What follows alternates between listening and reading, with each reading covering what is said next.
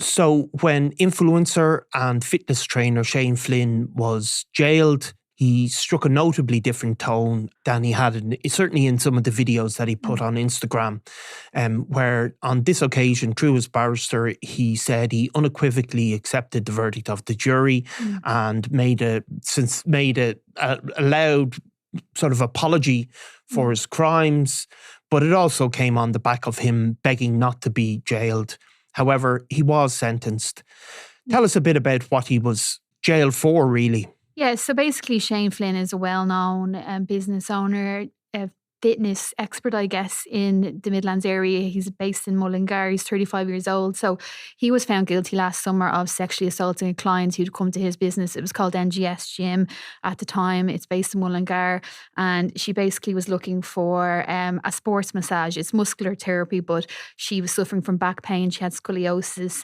So she was looking for treatment for that. And she accused him of sexual assault. We can get into the details later, but he completely denied it at the time. It went to trial and a jury heard it for 6 days, and then they ultimately found him guilty of that. But just before that case went to trial, he pleaded guilty to covertly recording. I think there was 37 in total women, but there was 35 women who had their breasts exposed on camera. So basically he was secretly recording them while he was massaging them in his business. So he admitted that, but he fought the sexual assault charge and he was found guilty of that. So the sentencing came up and he was basically given 2 years, 4 months in total. So essentially he got 3 years for the sexual assault with 16 months suspended, which is basically just under a year and a half in jail essentially.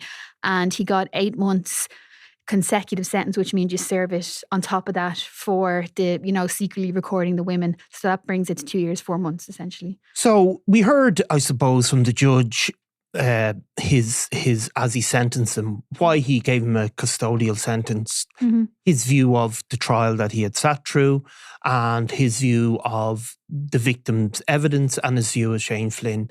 Now, the judge did describe it in court as being how his business had crumbled to dust. Yeah. And I suppose the impact of some of the media coverage. But of course, some of that media coverage came on the back of Shane Flynn's own, I suppose, public utterances on Instagram. Now, Shane Flynn was, I suppose it's fair to say he was an influencer. I think it was described as having something like 35,000 followers on Instagram, which is quite a lot.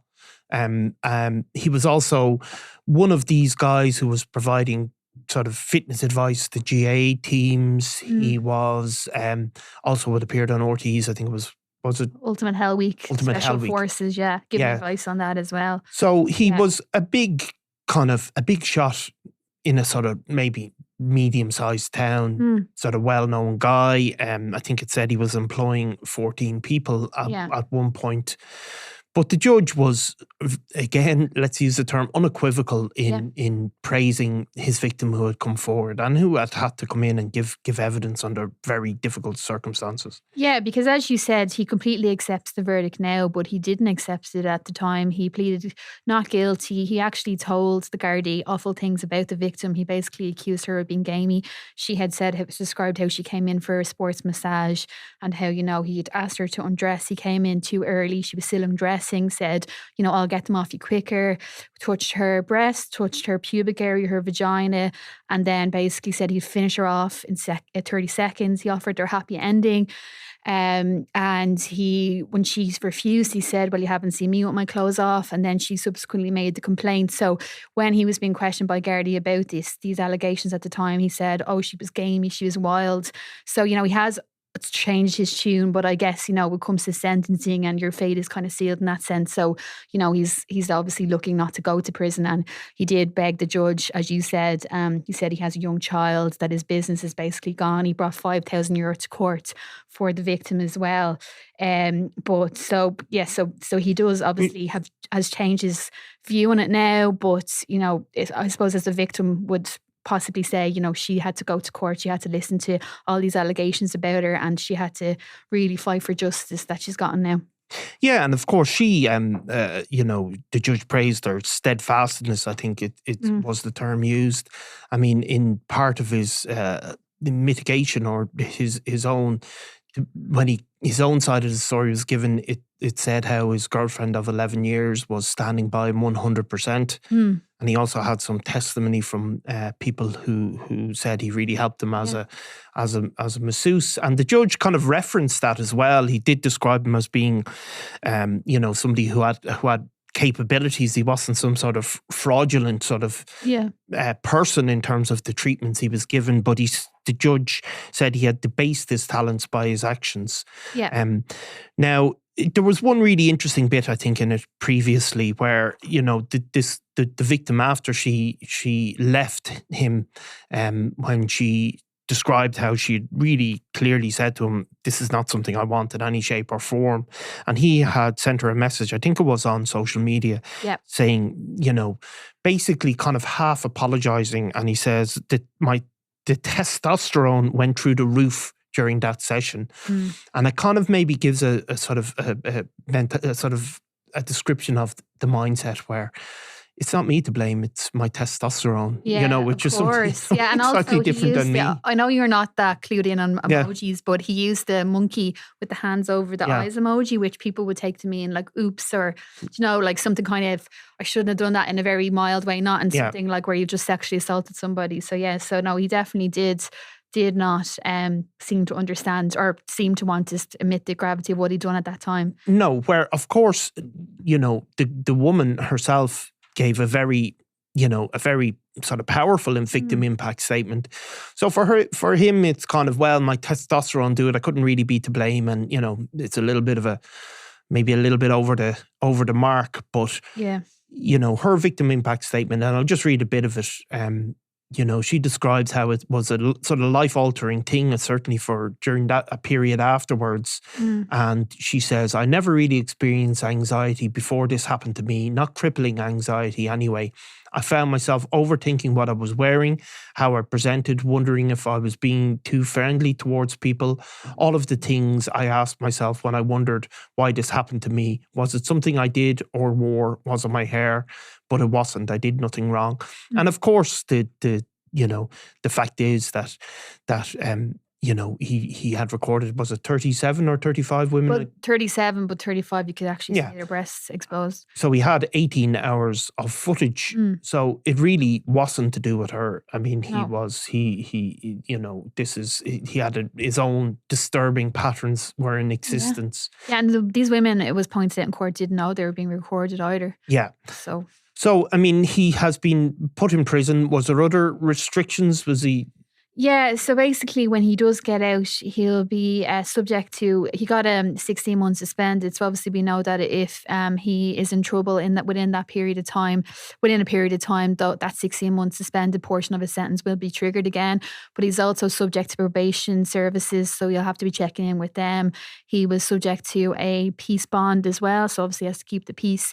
And he's also going to have to undergo sex offender treatment. So now he's considered a sex offender. That will always be on his record, forever. So yeah, because I mean, in before all of this, he wasn't just a personal trainer. He was, I mean, kind of I suppose, sort of a wellness guru type. I mean, there's self-considered anyway. Yeah, self-considered wellness guru. Yeah.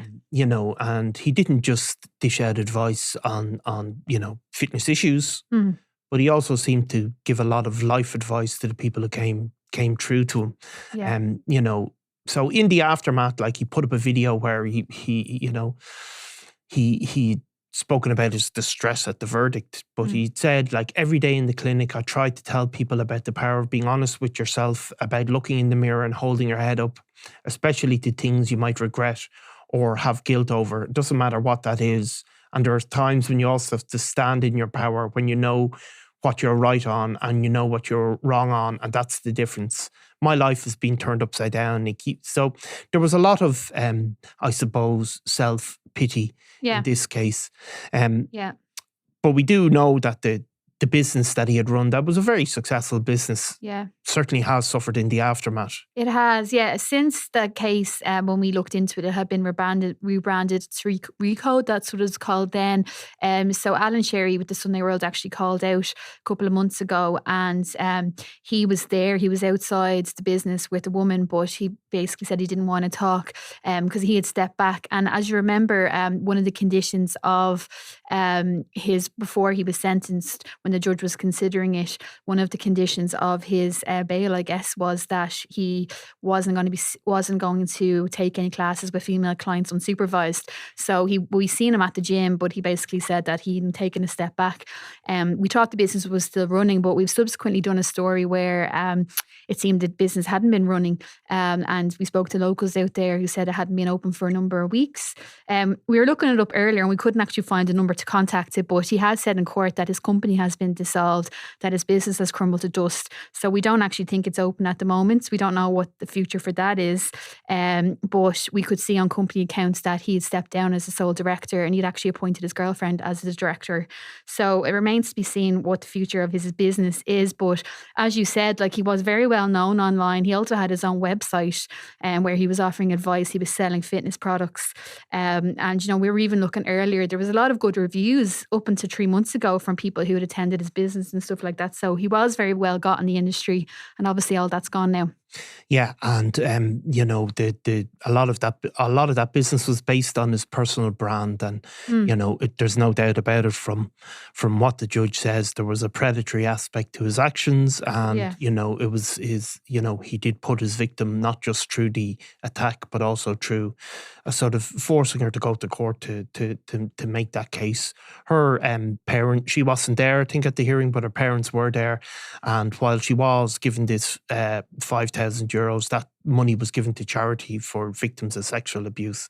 Yeah. So she is to be commended, and was commended by the judge for standing up and absolutely, yeah. And she said that she had made the world a bit of a better place as a result of her actions. Absolutely, yeah. And the judge commended the victim's vulnerability. Commended her, but also said his exploitation of her vulnerability was particularly insidious. That's the word he used, because we remembered that she was basically lying on a table. He told her to take her clothes off in a thong, as it was described in court. So this was all happening to her, like a very vulnerable position with the man that you have been recommended to visit, that you think is going to be an expert and very professional. So she was incredibly vulnerable. So it was a great show of strength of her to continue on and to take that case despite him denying it and making unbelievable allegations against her to Gardaí.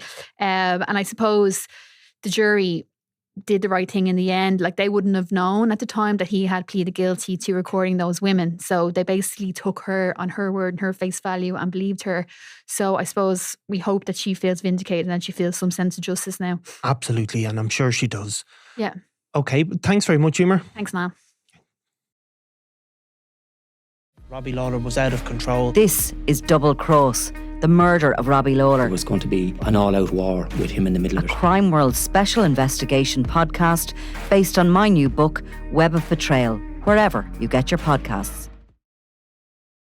I'm Nicola Tallant and you're watching Crime World, a podcast about criminals, drugs and the underworld in Ireland and across the globe.